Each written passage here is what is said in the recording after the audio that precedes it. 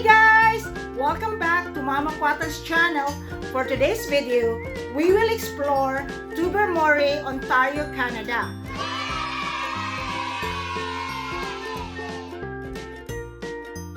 But before anything else, please don't forget to like and subscribe and click the notification bell so you won't miss any of my videos. So, are you excited? Let's go!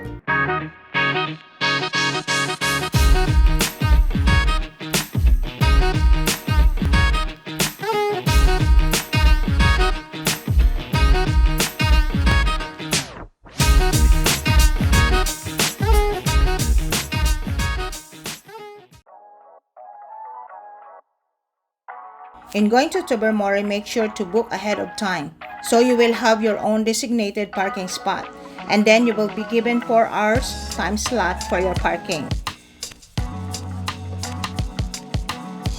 Once you reach your parking spot, you will have to walk for 15 to 20 minutes to reach the beautiful Tobermory Grotto.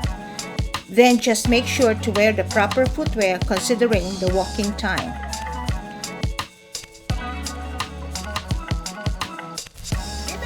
Sa Tobermory Grotto! As you reach the grotto in Tobermory, the area is going to be rocky and slippery, so I recommend you to bring or wear aqua shoes.